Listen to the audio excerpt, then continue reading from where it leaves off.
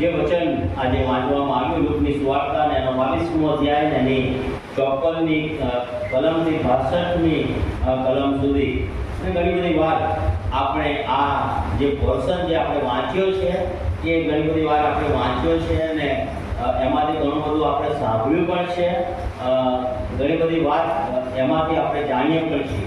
અને અહીંયા આ જે પોર્શન છે એ તો પિતરના વિશે ખાસ અહીંયા લખવામાં આવ્યું છે. કષ્ટમય સપ્તાહના દિવસોમાં કષ્ટમય સપ્તાહનો જે સમય છે અને એ સમયની અંદર ખાસ આ પિતરને યાદ કરવામાં આવે છે કે આ પિતર કે જે પ્રભુ ઈસુનો માનીતો શિષ્ય છે, પ્રભુ ઈસુ પર પ્રેમ રાખનાર આ પિતર એ બહુ જ અજાયબ જેવો આ શિષ્ય છે. પ્રભુના 12 શિષ્યોમાં આ એક પિતર એક એવો વ્યક્તિ છે કે જે પ્રભુ ઈસુનો બહુ જ માનીતો, જેને આપણે એવું કહી શકીએ કે પ્રભુ ઈસુના જમણા હાથ સમાન આ પિતર.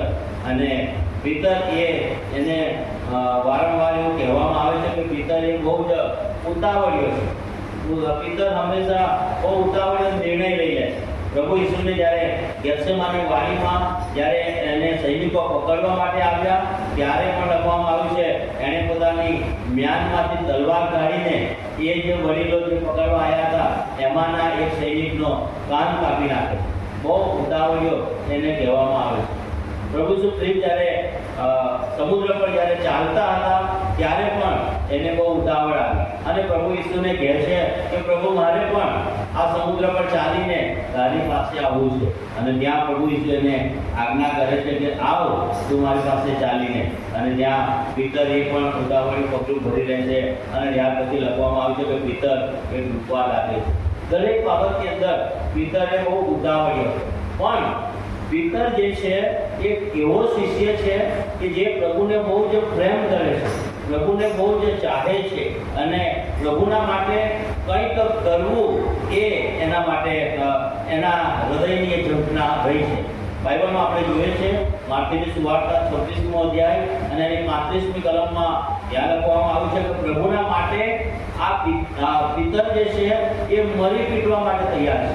જો તમે કલમ વાંચો તો ત્યાં સ્પષ્ટ લખવામાં આવ્યું છે કે પિતર જે છે ઈસુના માટે મૃત્યુ પામવા માટે, મરી જવા માટે આ પિતર તૈયાર છે. ત્યારે 4 સુવાર્તાની અંદર આ પિતરના વિશે આપણે વાંચીએ છીએ કે પિતરે પ્રભુ ઈસુનો નકાર કર્યો અને એ પ્રભુ ઈસુના જમણા હાથ સમાન પિતર એ પ્રભુ ઈસુનો નકાર કરે કદાપી આપણા માન્યામાં આ વાત આવે નહીં. કારણ કે એક સમયે એવું કહે છે કે હું તારા માટે મરવા અને બંદીખાનામાં જવા તૈયાર છું. અને એક સમય એ આવે છે જ્યારે એ પ્રભુ ઈસુને જ્યારે પકડવામાં આવનાર છે ત્યારે પણ એ એનાથી જોયું જવાતું નથી. અને આવો પિતર એ પ્રભુ ઈસુનો નકાર કરે એ આપણા માન્યામાં એ આવતી નથી. એ વાત એ આપણે કદાપી એનો સ્વીકાર કરીએ નહીં, પણ એ સત્ય બાબત બાઇબલમાં લખવામાં આવી છે. એ જ પિતર કે જેણે ઈસુનો નકાર કર્યો. પિતર શું કહે છે? લુકની સુવાર્તા 22મો અધ્યાય એની 33મી કલમ અને 34મી કલમ જો આપણે વાંચીએ ત્યાં લખવામાં આવ્યું છે પ્રભુના વચનમાં એ કહે છે કે પ્રભુ હું તારી સાથે બંદીખાનામાં જવાને તથા મરવાને પણ તૈયાર છું.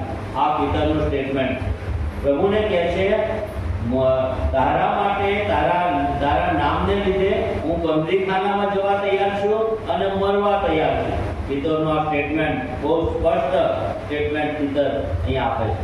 અને આપણે જોઈએ છીએ પ્રભુના વચનની અંદર પિતરે કહે છે કે હું તારા માટે મરવા તૈયાર છું. પ્રભુ ઈસુએ પિતરને 3 વાર પૂછ્યું હતું કે શું તું મારા પર પ્રેમ કરે છે? શું તું મને પ્રેમ કરે છે? શું તું મને ચાહે છે? 3 વાર પ્રભુ ઈસુ એ પિતરને એ પ્રશ્ન પૂછે છે. પ્રભુએ એટલા માટે આ 3 વાર પિતરને પૂછ્યું હતું કે પ્રભુ ઈસુ જાણતા હતા કે આ જ પિતર, આ જ મારો શિષ્ય એ 3 વાર મારો નકાર કરવાનો છે. અને એ વાત પ્રભુ ઈસુ અગાઉથી જાણતા અને માટે પ્રભુ ઈસુ 3 વાર પિતરને કહે છે શું તું મારા પર હેત રાખે છે? શું તું મારા પર પ્રેમ રાખે છે? શું તું મારા પર પ્રીતિ રાખે છે? અને 3 વાર પ્રભુ ઈસુ પિતરને આ રીતે કહે છે, આપણો પ્રભુ એ અંતર્યામી પ્રભુ છે, આપણો પ્રભુ એ મહાન પ્રભુ છે, આપણા હૃદયના જે વિચારો છે એ હૃદયના વિચારો એ પ્રભુ જાણે છે. પિતર એ શું કરવાનો છે એ અગાઉથી પ્રભુ ઈસુને ખબર હતી ને માટે પ્રભુ ઈસુ એ પિતરને 3 વાર એ પ્રશ્ન પૂછે છે, કારણ કે પ્રભુ ઈસુ જાણતા હતા કે આ જ પિતર એ 3 વાર મારો નકાર કરવાનો છે. આપણા હૃદયના જે વિચારો છે, આપણા હૃદયમાં જે કંઈ છે પ્રભુ જાણે છે, કારણ કે એ અંતર્યામી પ્રભુ છે. જે થવાનું છે એ જે થયું નથી એ અગાઉ પ્રભુ ઈસુને એ બધી જ ખબર, એ બધી જ વાતની ખબર છે કે આપણે શું કરવાના છે. અને પિતરના માટે પણ એવું જ બન્યું કે પિતર પ્રભુ ઈસુનો નકાર કરવાનો છે એ બાબત પ્રભુ ઈસુ જાણતા હતા. લુકની સુવાર્તા 22મો અધ્યાય અને 57મી કલમ જો તમે વાંચો, ત્યાં લખવામાં આવ્યું છે, જ્યારે એને પિતરને કહેવામાં આવ્યું કે તું પણ ઈસુની સાથે હતો, ત્યારે પિતર શું કહે છે? 57મી કલમમાં પિતર કહે છે, હું એને ઓળખતો નથી, હું એ ઈસુને ઓળખતો નથી. ત્યારબાદ 58મી કલમ જો તમે વાંચો તો ત્યાં લખવામાં આવ્યું છે, ત્યાં લખ્યું છે, પિતર કહે છે, હું એમાંનો નથી, તમે જે ઈસુની વાત કરો છો એ ઈસુના ગ્રુપમાંનો હું નથી, હું એમાંનો છું જ નહીં. ત્યાર પછી 60મી કલમમાં ત્રીજી વાર પિતરને પૂછવામાં આવે છે અને પિતરને કહે છે, તું પણ એની સાથે હતો. ત્યારે 60મી કલમમાં પિતર શું કહે છે? પિતર કહે છે, અરે ભાઈ, તું શું કહે છે એ હું જાણતો નથી. અને આ 3 વાર આ પિતર પ્રભુ ઈસુનો નકાર કરે છે. 57, 58 અને 60મી કલમની અંદર પિતરના 3 વારના નકાર વિશે લખવામાં આવ્યું છે. પિતર એક સમય એવું કીધું હતું કે પ્રભુ, તારી સાથે હું બંદીખાનામાં જવા તૈયાર છું, તારા માટે બંદીખાનામાં જઈશ, જેલમાં જઈશ, તારા માટે હું મરવા તૈયાર છું. પણ જ્યારે સમય આવે છે ત્યારે આપણે જોઈએ છે પિતર એનું સ્ટેટમેન્ટ બદલી નાખે. પિતર એ જે એણે કીધું હતું એ બદલી નાખે. અને ઘણી બધી વાર આપણા જીવનમાં એવું બને છે કે આપણે જે બોલીએ છીએ એ પ્રમાણે કરતા નથી. ઘણી વાર આપણે પ્રભુને જે વચન આપ્યું હોય એ વચન આપણે પાડતા નથી. અને પ્રભુને જે કહ્યું હોય, પ્રભુ હું તારા માર્ગમાં ચાલીશ, પ્રભુ હું તારા વચનમાં ચાલીશ, પ્રભુ હું મારું જે વ્યસન છે એ છોડી દઈશ, પ્રભુ હું તારા માટે હું આમ કરીશ. પણ જ્યારે સમય આવે છે ત્યારે આપણે એ બાબતને ભૂલી જઈએ છીએ. આપણું જે સ્ટેટમેન્ટ પ્રભુની સમક્ષ આપણે આપ્યું હોય એની વિરુદ્ધ આપણે જતા રહીએ. પિતરના માટે બરાબર એવું જ થાય છે. પિતરે જે પ્રમાણે કીધું હતું ઈસુને, એની વિરુદ્ધ ત્યાં એ બને છે. અને પિતર 3 વાર પ્રભુ ઈસુનો નકાર કરે છે. જ્યારે સમય આવે છે, પિતરના માટે જ્યારે સમય આવ્યો ત્યારે લખવામાં આવ્યું છે એનું સ્ટેટમેન્ટ એ બદલાઈ ગયું. પિતર જ્યારે ઈસુને પકડીને જ્યાં લઈ જવામાં આવ્યા હતા ત્યાં કહે છે, ધીમે ધીમે ચાલીને છાનોમાનો એ જગ્યાએ જાય છે અને એ જોવા માંગતો હતો કે ઈસુને શું કરવામાં આવે છે, ઈસુને કેવી શિક્ષા કરવામાં આવે છે, ઈસુને ક્યાં લઈ જવામાં આવે છે. અને આ બધું જ પિતર એ જોવા અને જાણવા માંગતો હતો. અને માટે આ પિતર એ ઈસુને જોવાને માટે એ ત્યાં પિલાતની પાસે અને હેરોદની પાસે જ્યારે લઈ જવામાં આવે છે ત્યારે એ કહે છે, જ્યારે ખરો સમય આવ્યો એ જગ્યાએ જ્યારે એને કહેવામાં આવ્યું ત્યારે પિતર કહે છે, નકાર કરે છે. એ જગ્યાએ જ્યાં પિતરને પૂછવામાં આવ્યું છે ત્યાં પિતરે સાક્ષી આપવાની હતી કે હા, હું એ ઈસુને ઓળખું છું, હા, હું એ ઈસુના ગ્રુપમાંનો એનો શિષ્ય છું. એ પિતરે એ સાક્ષી આપવાની હતી. પણ આપણે જોઈએ છે ત્યાં પિતર કહે છે, હું તેને ઓળખતો નથી. શું આ પિતર ઈસુને ઓળખતો નહોતો? કેટલું બધું જૂઠું આ પિતર અહીંયા બોલે છે. એ 3.5 વર્ષ સુધી પિતર ઈસુની સાથે રહ્યો અને ઈસુની સાથે રહીને ઈસુના ચમત્કારો જોયા, ઈસુના ચમત્કારો એને નિહાળ્યા. એ મોટા જે કામ પ્રભુએ કર્યા, પરાક્રમી કામ, આ બધા જ કામ આ પિતરે જોયા અને જાણ્યા હતા, નિહાળ્યા હતા. અને પિતરને બરાબર ખબર છે કે ઈસુ એ સામર્થ્યવાન અને ચમત્કારી પ્રભુ છે. પણ જ્યારે સમય આવે છે ત્યારે લખવામાં આવ્યું છે, પિતર કહે છે હું એ ઈસુને ઓળખતો નથી, હું એ ઈસુના ગ્રુપમાંનો નથી. પ્રભુ ઈસુ એ બરાબર પ્રભુ ઈસુને બરાબર ઓળખતો હોવા છતાં આ પિતર અહીંયા નકાર કરે છે. અને ઘણી બધી વાત આપણા જીવનોમાં એવું બને છે, જ્યાં ઈસુની સાક્ષી આપવાની હોય ત્યારે આપણે ઘણી વાર ચૂપ રહીએ છીએ. જ્યાં ઈસુની સાક્ષી આપવાની હોય, ઈસુની વાત જ્યાં કરવાની હોય, ત્યાં આપણે ચૂપ રહીને આપણે એ સાક્ષી આપતા આપણે અટકી જઈએ છીએ. પિતરના માટે એવું જ થયું. એને સાક્ષી આપવાની હતી એ જગ્યાએ કે હું ઈસુને ઓળખું છું, પણ પિતર કહે છે હું કહે છે ઈસુને ઓળખતો નથી. પ્રભુ ઈસુના સામર્થ્યનો આપણે અનુભવ કર્યો છે. પ્રભુ ઈસુએ આપણું જીવન બદલી નાખ્યું છે. પ્રભુ ઈસુ પર આપણે વિશ્વાસ કર્યો છે. પ્રભુના માર્ગમાં આપણે ચાલીએ છીએ. પ્રભુને આપણે બરાબર ઓળખીએ છીએ. પ્રભુના વચનમાં આપણે રહીએ છીએ અને વચનમાં ચાલીએ છીએ. પણ સમય આવે છે ત્યારે ખરા સમયે આપણે પ્રભુને ભૂલી જઈએ. પ્રભુની સાક્ષી આપવામાં આપણે પાછળ રહીએ અને પિતરના માટે પણ બરાબર એવું જ થાય.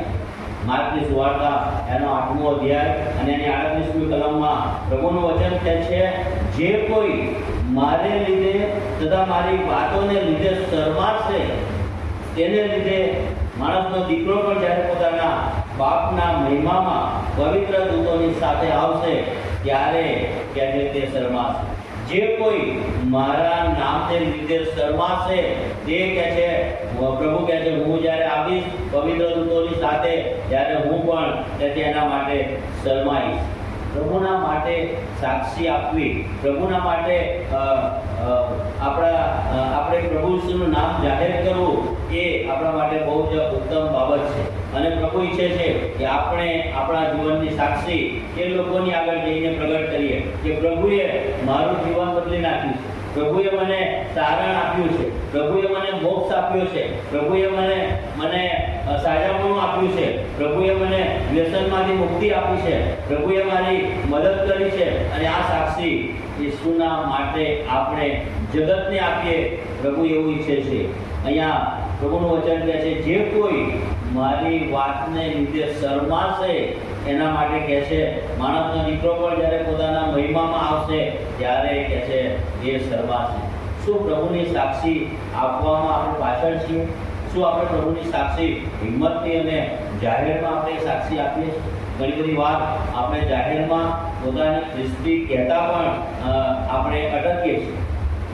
ઘણી બધી વાત આપણે ખ્રિસ્તી તરીકે આપણે પોતાને જાહેર કરવામાં શરમ અનુભવીએ છીએ. અને આવું ઘણી બધી વાત આપણા જીવનમાં બને છે. પ્રભુની સાક્ષી આપવી એ આપણા માટે બહુ જ અગત્યનું છે. પિતર કહે છે હું એને ઓળખતો નથી, હું કહે છે ઈસુને જાણતો નથી. માર્કની સુવાર્તામાં લખવામાં આવ્યું છે, માર્કની સુવાર્તા 14મો અધ્યાય એની 71મી કલમમાં પિતર શું કહે છે? પિતર સાપ દેવા લાગ્યો. જ્યારે એને કહેવામાં આવ્યું કે તું પણ ઈસુની સાથે હતો, તું પણ ઈસુના ગ્રુપમાંનો છે, મેં તને ઈસુની સાથે જોયો છે, ત્યારે પિતર કહે છે શ્રાપ દેવા લાગ્યો. અને ત્યાં જુઓ લખ્યું છે એ સમ ખાવા લાગ્યો કે જે માણસ વિશે તમે બોલો છો તેને હું ઓળખતો જ નથી. ત્યાં જ શબ્દ લખેલો છે. અને જ્યાં આ જ શબ્દ આવે છે ત્યાં બહુ ભારવાચક કહેવામાં આવેલું છે. એ ભારવાચક શબ્દ એ ત્યાં આપણે જોઈએ છીએ. કહે છે પિતર કહે છે જે માણસ વિશે તમે વાત કરો છો, મને પૂછો છો ઈસુ વિશે, એ માણસને હું ઓળખતો જ નથી અને ઓળખતો જ નથી. એમાં બહુ બધો ફરક રહેલો. અહીંયા જ શબ્દ લખેલો, હું એને ઓળખતો જ નથી. અને લુકની સુવાર્તા 22મો અધ્યાય 56મી કલમમાં એક નાની છોકરી પિતરને કહે છે કે આ માણસને મેં ઈસુની સાથે જોયો હતો. નાની છોકરી કહે છે આ ઈસુની સાથે મેં એને જોયો હતો અને ઈસુની સાથે હતો. પિતર શું કહે છે? 22મો અધ્યાય લુકની સુવાર્તાના 58મી કલમમાં હું એમાંનો નથી, હું ઈસુના ગ્રુપનો નથી, હું એ ટોળકીમાંનો નથી, હું ઈસુને ઓળખતો જ નથી. કેવી રીતે એમાંનો હું હોઉં? હું ઈસુને ઓળખતો જ નથી તો કેવી રીતે હું ઈસુના ગ્રુપમાંનો હોઈ શકું, ઈસુની ટોળકીમાંનો હોઈ શકું? હું એને ઓળખતો જ નથી. કેટલું સ્પષ્ટ જૂઠું આ પિતર અહીંયા બોલે છે. 3.5 વર્ષ સુધી પિતર ઈસુની સાથે રહ્યો, એની સાથે ખાધું પીધું, એની સાથે ફર્યા, ગામે ગામ ગયા, ચમત્કારો જોયા અને નિહાળ્યા, અને એ જ પિતર એમ કહે છે એ ઈસુને હું ઓળખતો નથી. સમ ખાવા લાગ્યો અને કહે છે શ્રાપ દેવા લાગ્યો. એ ઈસુ જેના માટે તમે પૂછો છો એને હું ઓળખતો નથી. અને બહુ જ આશ્ચર્ય આપણને લાગે એવો નકાર આ પિતર અહીંયા કરે છે. શું પિતર ઈસુને જાણતો નહોતો? બહુ જ સારી રીતે પિતર ઈસુને જાણતો હતો. બહુ સારી રીતે પિતરને ખબર હતી કે આ ઈસુ જે અમારો ગુરુ છે, જેની સાથે અમે રહ્યા છીએ, જેની સાથે અમે ચમત્કારો જોયા છે, જેને સામર્થ્યવાન કામો કર્યા છે, પરાક્રમી કામો કર્યા છે, અને એ જ વ્યક્તિના માટે પિતર કહે છે હું તેને ઓળખતો નથી. કદાપી પિતરે આજે નકાર કર્યો, એ નકાર કરવા પાછળ પિતરને કદાપી બીક લાગી હશે. એના જીવનની અંદર, મનની અંદર કંઈક બીક હશે કે જો હું અહીંયા ઈસુના માટે હું એવું કહીશ કે હું ઈસુને ઓળખું છું, હું ઈસુની સાથે હતો, હું ઈસુના ગ્રુપનો છું, ઈસુનો શિષ્ય છું, એવું જો હું કહીશ તો કદાપી ઈસુની સાથે મને પણ પકડી લેવામાં આવશે, કદાપી મને પણ એ શિક્ષા કરવામાં આવશે. અને આ બીક પિતરના મનની અંદર હશે. અને એટલા માટે આ પિતરે કહે છે ઈસુનો નકાર કર્યો છે. આ પિતર એને બીક લાગી કે મને પકડી લેશે. ઘણી બધી વાર આપણા જીવનમાં એવું બને છે કે આપણને બીક લાગે છે. ઘણી બધી વાર આપણે જ્યાં ઈસુની સાક્ષી આપવાની હોય ત્યાં બીક લાગે છે કે અહીંયા જો હું ઈસુની વાત કરીશ, અહીંયા જો હું ઈસુનું નામ લોકોને આપીશ તો મારી બેઇજ્જતી થશે, મારું નામ બદનામ થશે. અને ઘણી વાર એવી બીકના લીધે ઈસુની સાક્ષી આપવા માટે આપણે પાછા પડીએ છીએ. બીક લાગે. પ્રભુનું વચન એ શું કહે છે બીકના માટે? બાઇબલની અંદર 366 વાર એવું લખવામાં આવ્યું છે વ્યૂહોમાં. પ્રભુ કહે છે હું તમારી સાથે છું. એક વર્ષના 365 દિવસ છે, પણ 365 દિવસથી ઉપર વધારાનો એક વાર 366 વાર લખવામાં આવ્યું છે કે પ્રભુ કહે છે હું તમારી સાથે છું. અને પ્રભુનું વચન એ બીકના માટે એ એવું કહે છે કે જેઓ બીહે છે, જેઓને બીક લાગે છે, તેઓ કદી ઈશ્વરના રાજ્યનો વારસો પામશે નહીં. પ્રભુનું વચન માટેની સુવાર્તા 10મો અધ્યાય એની 28મી કલમમાં લખવામાં આવ્યું છે કે જેઓ શરીરને મારી નાખે તેઓથી પીશો નહીં, પણ જે આત્માને મારી નાખે એનાથી તમે પીવો. જે આત્માનો નાશ કરી શકે એનાથી પીવો. અને આપણા આત્માનો નાશ કરવાનો અધિકાર એ તો ફક્ત પ્રભુને છે.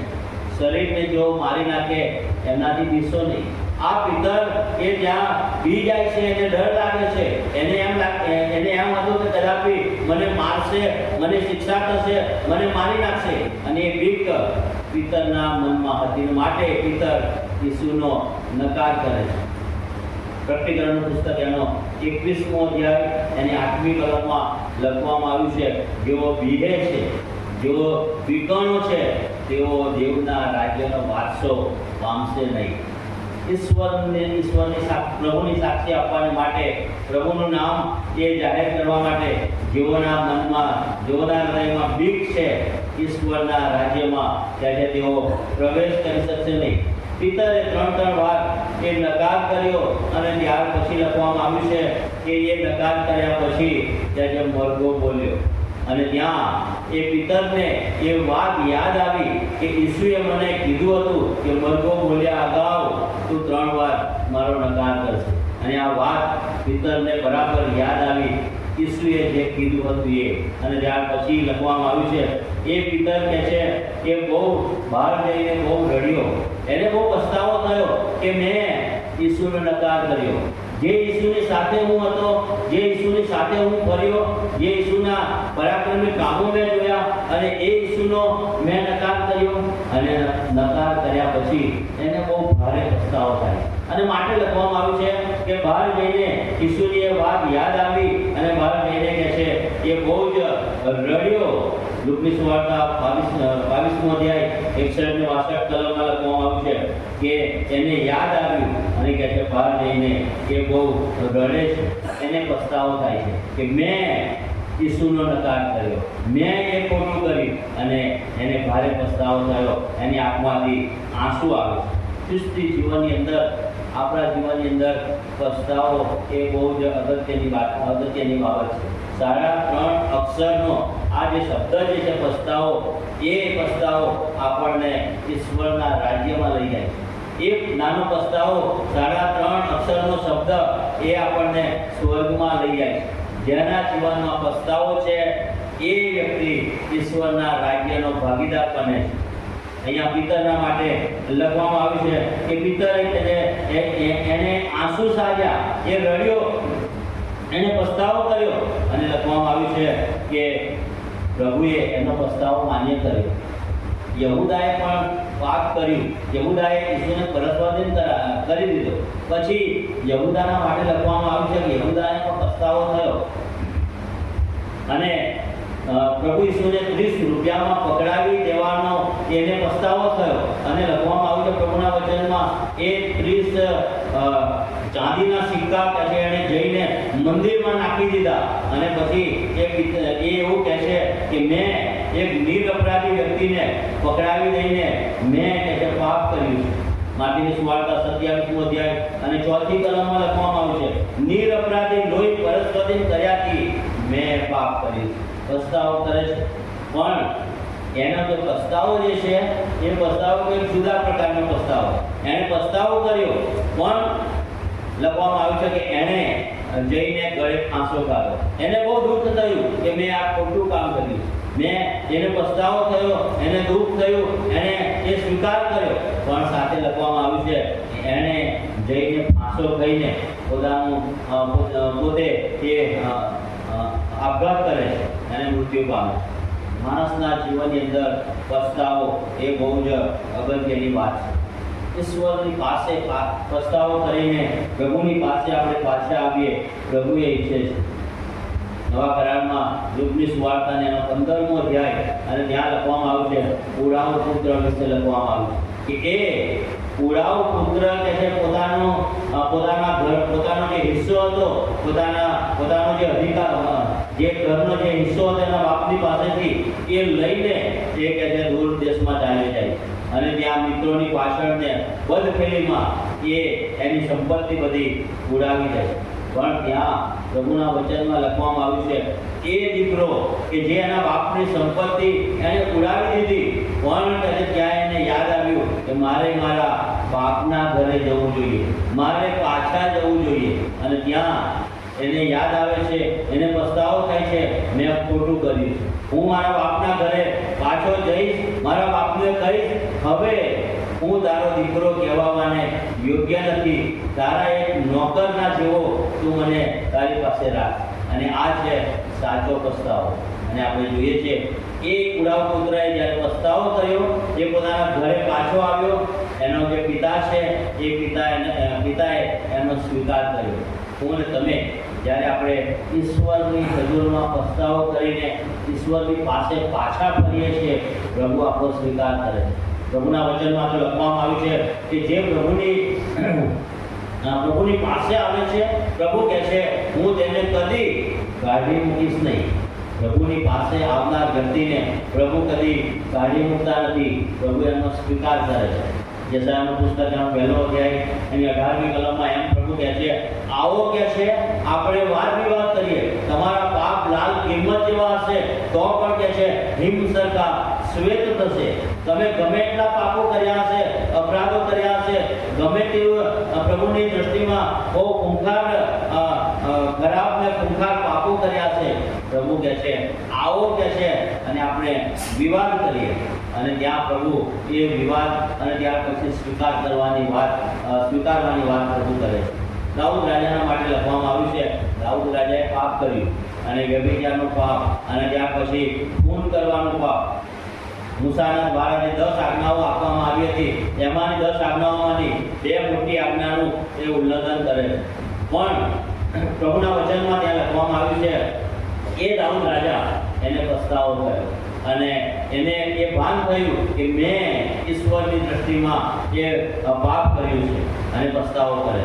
અને ગીત શાસ્ત્ર એનો 51મો અધ્યાય જો તમે વાંચો, આખો અધ્યાય એ એના પસ્તાવાનો અધ્યાય છે. એ પસ્તાવાનું ગીત દાઉદ રાજા ગીત શાસ્ત્ર 51મા અધ્યાયમાં એ લખે છે. એ પસ્તાવો કરે છે કે મેં પાપ કર્યું, મેં અપરાધ કર્યો છે, મેં ઈશ્વરની વિરુદ્ધ જઈને મેં અપરાધ કર્યો છે. અને ત્યાં લખવામાં આવ્યું છે એ દાઉદ એ પસ્તાવો કરીને પ્રભુને સમર્પિત થાય છે. અને જ્યારે પ્રભુને સમર્પિત થાય છે ત્યારે લખવામાં આવ્યું છે પ્રભુ એને કહે છે મારો મનગમતો માણસ. જ્યારે ઈશ્વરની હજુરમાં આપણે જઈએ છીએ, પસ્તાવો કરીએ છીએ, પ્રભુ આપણો સ્વીકાર કરે છે, મારો મનગમતો માણસ. શું આપણે પ્રભુના મનગમતા વ્યક્તિ આજે બન્યા છીએ? પસ્તાવો કરીને શું પ્રભુને આપણે પ્રિય થયા છીએ? પ્રભુ ઈચ્છે છે કે હું ને તમે આપણે પસ્તાવો કરીને પ્રભુના રાજ્યના ભાગીદાર બનીએ. એ પ્રભુ આપણી પાસે ઈચ્છે છે અને માટે પ્રભુ એ પસ્તાવો આપણી પાસે માગે છે. આ પિતર કે છે એણે ઈસુનો નકાર કર્યો, પણ બહાર જઈને એ બહુ જ રડ્યો, એને આંસુ સાર્યા, એને પસ્તાવો થયો કે મેં બહુ જ મોટું પાપ કર્યું છે. અને આપણે જોઈએ છીએ કે પિતરે જ્યારે પસ્તાવો કર્યો, પ્રભુ એના પસ્તાવાને માન્ય કરે છે. અને ત્યાર પછી શું થાય? પિતર કે છે બહાર ગયો, એને ભાષણ કર્યું અને ભાષણ કર્યા પછી 3000 માણસો એ પ્રભુની ઓળખ પામ્યા.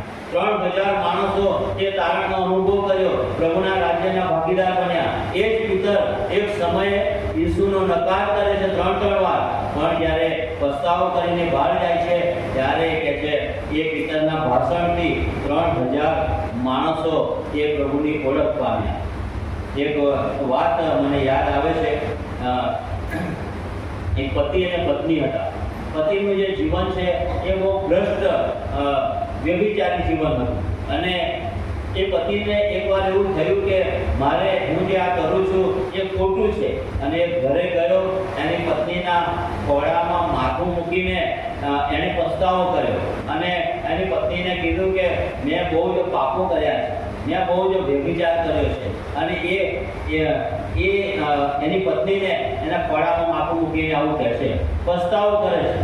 પણ એ પતિ જે હતો એ પસ્તાવો કરીને એનું જે જૂનું જે પાપ હતું, જે કામ એ કરતો હતો એ કામ એ છોડતો નથી અને એ કામ એને છોડ્યું નહીં. પસ્તાવો કરે છે પણ એને જે કર્યું છે, જે કામ કરી રહ્યો છે એ છોડવા માંગતો નથી. એને એની પત્નીના ખોળામાં આંસુ સાર્યા અને બહુ રડ્યો એની પત્નીના ખોળામાં માથું મૂકીને, પણ એને જે કરતો હતો વ્યભિચારના કામ એને છોડ્યા નહીં.